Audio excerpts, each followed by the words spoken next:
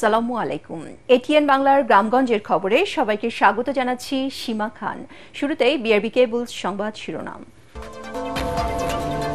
মহান মে দিবসে সারা দেশে র্যালি, আলোচনা সহ নানা কর্মসূচি। শ্রমিকের নিরাপত্তা, ন্যূনতম মজুরি ও কর্মী বান্ধব শ্রমনীতি প্রণয়নের দাবি। বর্ণিল আয়োজনে মে দিবস পালিত হলেও শ্রমিকের জীবনে নেই প্রভাব। ৮৬ ভাগ কর্মীর মজুরি কাঠামো নেই। বৈষম্য দূর করতে কাজ করছে সরকার। শুনছিলেন বিআরবি কেবলস সংবাদ শিরোনাম। এবারে জানাবো বিস্তারিত। শ্রমজীবী মানুষের অধিকার আদায়ে মে দিবসে দেশজুড়ে পালিত হচ্ছে নানা কর্মসূচি। এতে শ্রমিকের নিরাপত্তা, ন্যূনতম মজুরি, কর্মীবান্ধব শ্রমনীতি ও কর্মক্ষেত্রে যৌন হয়রানি বন্ধের দাবি জানানো হয়। এ সময় মেহনতি মানুষের ন্যায্য অধিকার আদায়ের অঙ্গীকার করেন বিভিন্ন রাজনৈতিক দল ও সংগঠনের নেতারা। প্রতিনিধিদের পাঠানো তথ্য ছবি নিয়ে আশিকুর রহমানের ডেস্ক রিপোর্ট। নারায়ণগঞ্জে বর্ণাঢ্য শোভাযাত্রার মধ্য দিয়ে মে দিবসের কর্মসূচি পালিত হয়েছে। দিনের শুরুতে নারায়ণগঞ্জ শ্রম অধিদপ্তরের আয়োজনে চাষারা শহীদ মিনার থেকে বর্ণাঢ্য শোভাযাত্রা বের হয়।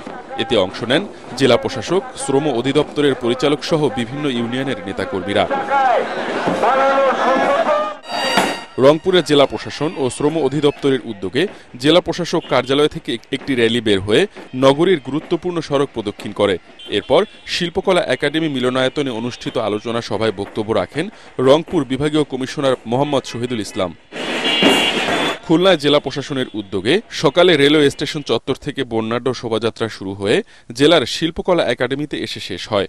পরে জেলা শিল্পকলা একাডেমির অডিটোরিয়ামে দিবসের তাৎপর্য তুলে ধরে আলোচনা সভা অনুষ্ঠিত হয়। কুষ্টিয়ায় দিবসটি উপলক্ষে জেলা প্রশাসন ও আঞ্চলিক শ্রম দপ্তর এবং শ্রম কল্যাণ কেন্দ্র কুষ্টিয়ার আয়োজনে জেলার ডিসি কোর্ট চত্বর থেকে একটি বর্ণাঢ্য শোভাযাত্রা হয়ে কুষ্টিয়া ঝিনাইদহ মহাসড়ক প্রদক্ষিণ করে জেলা শিল্পকলা একাডেমিতে এসে শেষ হয়। নাটোরে মে দিবস উপলক্ষে শোভাযাত্রা ও আলোচনা সভা অনুষ্ঠিত হয়েছে। নাটোর প্রেস ক্লাব চত্বরে জাতীয়তাবাদী শ্রমিক দলের উদ্যোগে এই সভা অনুষ্ঠিত হয়। এ সময় বিএনপির কেন্দ্রীয় নেতা ও সাবেক উপমন্ত্রী রুহুল কুদ্দুস তালুকদার দুলু বলেন, বিএনপি ক্ষমতায় গেলে শ্রমিকদের ন্যায্য মজুরি নির্ধারণ সহ সবকিছু করা হবে।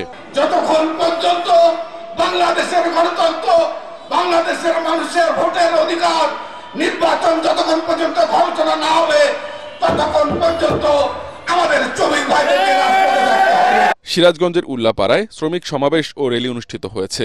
উল্লাপাড়া আকবর আলী সরকারি কলেজ মাঠে উপজেলা জাতীয়তাবাদী শ্রমিক দলের উদ্যোগে শ্রমিক সমাবেশটি অনুষ্ঠিত হয়। ঝালকাঠিতে দিবসটি উপলক্ষে বিভিন্ন শ্রমিক সংগঠন পৃথক কর্মসূচি পালন করেছে। র্যালি ও আলোচনা সভার মধ্য দিয়ে নওগাঁয় পালিত হয়েছে মহান মে দিবস। এছাড়া কিশোরগঞ্জ, লালমনিরহাট, গাইবান্ধা, নীলফামারী, জয়পুরহাট, রাঙ্গামাটি, বরগুনা, জামালপুর, চাঁপাইনবাবগঞ্জ সহ সারা দেশে নানা আয়োজনে পালন করা হয়েছে মহান মে দিবস। আশিকুর রহমান, এটিএন বাংলা। এদিকে নানা আয়োজনে আর আনুষ্ঠানিকতায় দিবসটি পালিত হলেও শহর পেরুলেই দেখা মেলে ভিন্ন চিত্র। যে লক্ষ্যে পালিত হয় দিবসটি তার কোনো প্রভাব নেই শ্রমিকের জীবনে। প্রতিদিনের মতো তারা ব্যস্ত বেঁচে থাকার লড়াই সংগ্রামে। কৃষক, ইটভাটার নারী শ্রমিক, কাঠমিস্ত্রি কিংবা ভ্যান চালক সবাই নিজের মতো করে ভাবেন দেশ ও সমাজ নিয়ে। ইমদাদুল হকের ক্যামেরায় সেই মেহনতি মানুষের জীবনযুদ্ধের গল্প তুলে এনেছেন মাজহারুল হক মুহাজির। এই মাটিতেই লেখা হচ্ছে নতুন বাংলাদেশের গল্প।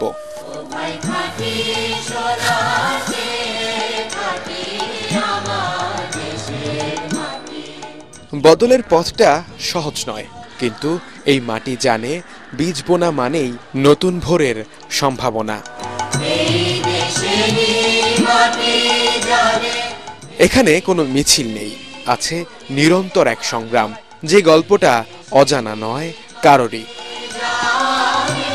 আমরা একটা ইয়ং জেনারেশন, এই দল একটা সামনে একটা নির্বাচন, সুষ্ঠু একটা নির্বাচন চাই, সুষ্ঠু একটা বাংলাদেশ দেখতে চাই। আমাদের আশা এটাই, আর বেশি কিছু আমাদের আশা নাই। এটা আমি ভোট দেবো, আমি আগে আমি ভোট দেবো, আমার বাবা ব্যক্তিগত ভোট দেবো, আমার মনের মতন দল যদি হয় ভোট দেবো, তাহলে দিব না ভোট। মার্কিন যুক্তরাষ্ট্রের শিকাগোতে শ্রমিকদের অধিকার আদায়ে যে আন্দোলন হয়েছিল তা আমাদের দেশে পালিত হয় শ্রদ্ধা ভরেই, কিন্তু আদতে তার বাস্তবায়ন হয়েছে কতটা? কিংবা বৈষম্য বিলোপের দাবিতে দুনিয়া কাঁপানো 5 আগস্ট অভ্যুত্থান পরবর্তী বাংলাদেশে কেমন আছেন আমাদের শ্রমিকরা? যদি 1000 টাকা কামাই করে 1000 টাকা শেষ। একটা লোকের তো দিন 500 টাকা 600 টাকা, তার খরচ হয় তোমার ধরেন 800 টাকা 1000 টাকা। এই দিন মজুরি তো কষ্ট না, প্রচুর কষ্ট। সবাই কাজ কাম করে যাতে তাদের জীবিকা নির্বাহ করতে পারে, এটাই দেশের কাছে চাওয়া। মানে করেন কোনোদিন 900 টাকা ইনকাম হয়, কোনোদিন 1000 টাকা, কোনোদিন 600 টাকা। আমরা টাকাটা ঠিক মতন পাই, আমরা আর কি সময় দরকার নেই, আমরা ভালো থাকি, হয় জীবন বেঁচে থাকি। এখন অনেক শ্রমিক তার প্রাপ্য মজুরি পেতে অপেক্ষা করেন মাসের পর মাস।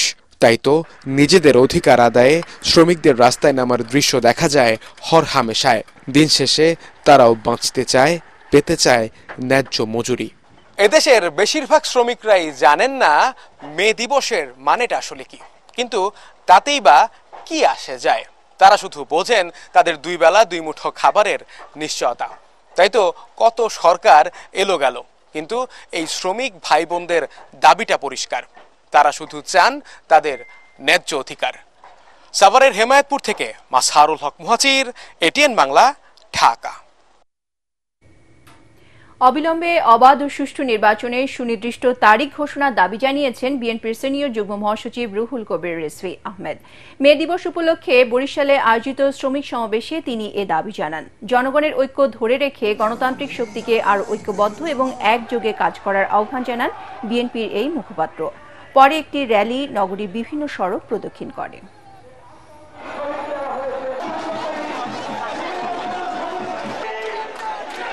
আপনি মানবতার করিডোর দিতে চান বার্মায়, রাখাইন রাজ্যে, সেখানে দুর্ভিক্ষ হচ্ছে, তো আপনি জনগণের কি আকাঙ্ক্ষা সেটা শুনবেন না? যদি ফ্যাসিবাদের কোনোভাবে উত্থান ঘটে কেউ কিন্তু বাঁচতে পারবেন না। একটি অবাধ সুষ্ঠু নির্বাচন কবে করা যায় তার তারিখ সুনির্দিষ্ট করে বলুন এবং জনগণের মধ্যে ঐক্য রেখে ঐক্যের পথকে প্রশস্ত করুন।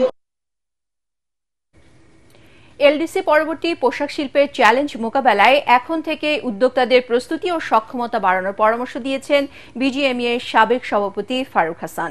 সাভারের বিরুলিয়ার Kamalapur Bangladesh garments washing technologies ফাউন্ডেশনের 12তম বার্ষিক সম্মেলনে তিনি একথা বলেন। বর্তমানে গ্যাস সংকটের কারণে কিছু কারখানা বন্ধ হয়েছে জানিয়ে তিনি বলেন, এই অবস্থা চলতে থাকলে আরও অনেক কারখানা বন্ধ হয়ে যেতে পারে। অনুষ্ঠানে গার্মেন্টস শ্রমিকের বিশেষ প্রদর্শনীয় ফ্যাশন শোর আয়োজন করা হয়। গ্যাসের প্রেসার 15 PSI থাকার কথা 2-3-0 পর্যন্ত চলে আসতেছে।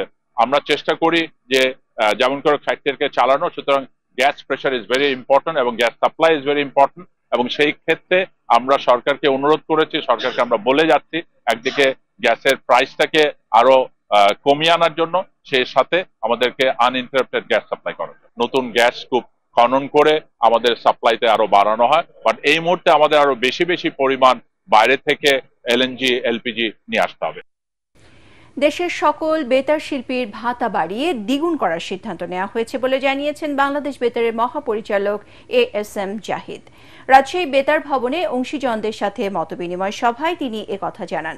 আউটসোর্সিং এর ভিত্তিতে বেতারে অনিয়মিত শিল্পী নিয়োগ দেওয়া হবে বলেও জানান তিনি।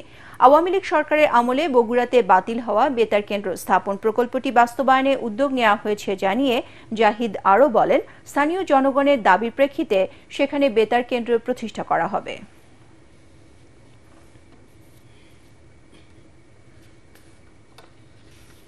মেহেরপুরের গাংনী বাসস্ট্যান্ড এলাকায় পৌরসভা নির্মাণাধীন ড্রেনের পাশের দোকান ভবন ধসে এক ভিক্ষুক নিহত হয়েছেন। এ ঘটনায় আহত হয়েছেন তার স্ত্রী রহিমা খাতুন। গতরাত 11:30টার দিকে দোকানের বারান্দায় শুয়ে থাকা অবস্থায় ভবনটির কিছু অংশ ধসে পড়লে তারা গুরুতর আহত হন। আশঙ্কাজনক অবস্থায় তাদেরকে প্রাথমিক চিকিৎসা দিয়ে রাতেই কুষ্টিয়া মেডিকেল কলেজ হাসপাতালে পাঠান চিকিৎসকরা।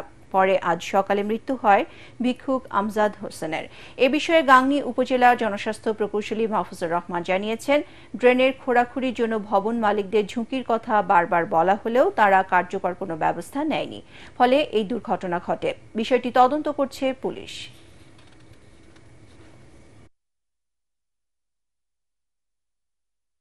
নারায়ণগঞ্জে জুলাই গণঅভ্যুত্থানে আহত ও শহীদ পরিবারের সদস্যদের মাঝে আর্থিক অনুদানের চেক এবং সঞ্চয়পত্র বিতরণ করা হয়েছে। বুধবার বিকেলে জেলা প্রশাসকের কার্যালয় প্রাঙ্গণে মুক্তিযুদ্ধ মন্ত্রণালয়ের দেয়া এসব চেক ও সঞ্চয়পত্র বিতরণ করা হয়।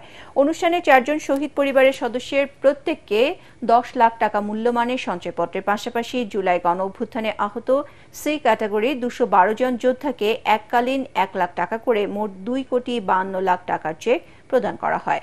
নারায়ণগঞ্জে জেলা প্রশাসক মোহাম্মদ জাহিদুল ইসলাম মিয়া, মহানগর বিএনপির আহ্বায়ক অ্যাডভোকেট শাখাওয়াত হোসেন খান ও জামায়াতে ইসলামীর কেন্দ্রীয় শুরা সদস্য মঈনুদ্দিন আহমেদ অনুষ্ঠানে অন্যান্যের মধ্যে উপস্থিত ছিলেন। রাঙামাটির কাপ্তাই হ্রদে গত মধ্যরাত থেকে শুরু হয়েছে মাছ ধরার উপর 3 মাস ব্যাপী নিষেধাজ্ঞা। রুই জাতীয় মাছের প্রাকৃতিক প্রজনন নিশ্চিত করতে এই সিদ্ধান্ত নিয়েছে রাঙামাটি জেলা প্রশাসন। এ সময় কাপ্তাই হ্রদের মাছ পরিবহন এবং বিক্রিও বন্ধ থাকবে। 31 জুলাই পর্যন্ত নিষেধাজ্ঞা বাস্তবায়নে মাঠে থাকবে নৌপুলিশ, মৎস্য বিভাগ ও প্রশাসনের যৌথ টিম। মাছ শিকারে নিষেধাজ্ঞা চলাকালে জেলেদেরকে খাদ্য সহায়তা দেবে সরকার।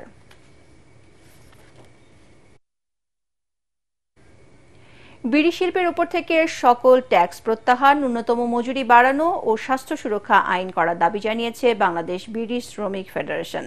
জাতীয় প্রেস ক্লাবে মহান মে দিবসের সমাবেশ থেকে এসব দাবি জানান সংগঠনটির নেতারা। এ সময় দেশের অর্থনীতিকে শক্তিশালী করতে নকল বিড়ি উৎপাদন ও বিক্রি বন্ধে সরকারের প্রতি আহ্বান জানান তারা। তরিক ইসলামের রিপোর্ট। বিড়ি শিল্পের সুরক্ষা ও দাবি আদায়ে মে দিবসে জাতীয় প্রেস ক্লাবের সামনে সমাবেশ করেছে বাংলাদেশ বিড়ি শ্রমিক ফেডারেশন। এতে ন্যূনতম মজুরি ও স্বাস্থ্য সুরক্ষার দাবি জানান শ্রমিকরা। আমাদের পরিবারে কি হবে, আমাদের অসহায় ষড়যন্ত্র দাঁত ভাঙা জবাব দিয়ে সমাবেশে বিড়ি শিল্পের উপর শুল্ক না বাড়িয়ে নকল বিড়ি উৎপাদন ও বন্ধের দাবি জানান সংগঠনটির নেতারা। পার্লামেন্টে রাজনৈতিক সিদ্ধান্ত নেওয়ার জন্য আমাদের মজুরি সহ বিড়ি শিল্প, ট্যাক্স, যথেষ্ট নীতি নির্ধারণ সমস্ত আমরা সেখানে পাশ করার জন্য অংশীদারিত্ব ভিত্তিক আমরা পার্লামেন্ট চাই। বিড়ি শিল্পের উপর থেকে সকল প্রকার ট্যাক্স প্রত্যাহার করতে হবে। বিড়ি শ্রমিকদের মজুরি বৃদ্ধি, স্বাস্থ্য সুরক্ষা আইন প্রণয়ন করতে হবে। নকল বিড়ি উৎপাদন বিক্রয় বন্ধ করতে হবে। সমাবেশে দেশের বিভিন্ন প্রান্ত থেকে অংশ নেন বিড়ি শ্রমিক ও নেতাকর্মীরা। তরিক ইসলাম, এটিএন বাংলা, ঢাকা। ব্রাহ্মণবাড়িয়ায় বিভিন্ন সময় জব্দ করা বিপুল পরিমাণ মাদকদ্রব্য ধ্বংস করা হয়েছে। বুধবার বিকেলে চিফ জুডিশিয়াল ম্যাজিস্ট্রেট আদালত সংলগ্ন এলাকায় 4,74,17,000 টাকার বিভিন্ন প্রকার মাদকদ্রব্য ধ্বংস করা হয়, যার মধ্যে ছিল ইয়াবা ট্যাবলেট, গাঁজা, ফেন্সিডিল, কফ সিরাপ, দেশি ও বিদেশি মদ। Chief judicial magistrate Sharmin Jahan, senior judicial magistrate Jahirul Alam ও senior judicial magistrate Samiul Alam সহ মাদকদ্রব্য নিয়ন্ত্রণ অধিদপ্তর ও আইন শৃঙ্খলা রক্ষা বাহিনীর সদস্যরা এ সময় উপস্থিত ছিলেন।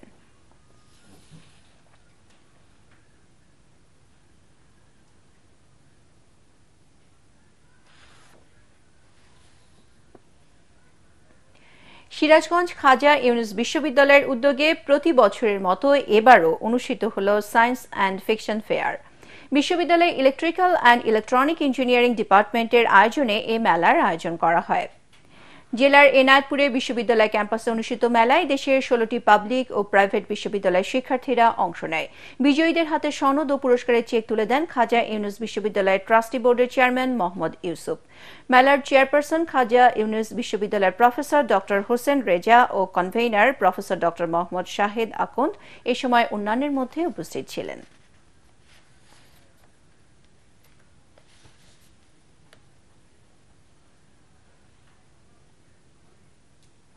হবিগঞ্জে বাংলাদেশ ধান গবেষণা ইনস্টিটিউটের উদ্ভাবিত 2টি নতুন জাতের ধানের মাঠ দিবস ও ফসল কর্তন অনুষ্ঠিত হয়েছে। সকালে জেলার বানিয়াচং উপজেলার পুকরা এলাকায় ধান গবেষণা ইনস্টিটিউট হবিগঞ্জ জেলা কার্যালয়ের উদ্যোগে এ মাঠ দিবস ও ফসল কর্তন অনুষ্ঠিত হয়। অনুষ্ঠানের প্রধান অতিথি ছিলেন বাংলাদেশ ধান গবেষণা ইনস্টিটিউট হবিগঞ্জ আঞ্চলিক কার্যালয়ের প্রধান বৈজ্ঞানিক কর্মকর্তা ডক্টর হীরেন্দ্রনাথ বর্মন। কৃষকরা জানান ব্রি 102 ও 105 জাতের ধানে পোকামাকড়ের আক্রমণ ছাড়াই বাম্পার ফলন হয়েছে। অনুষ্ঠানে বিভিন্ন এলাকার 60 জন কৃষক কৃষানি অংশ নেন।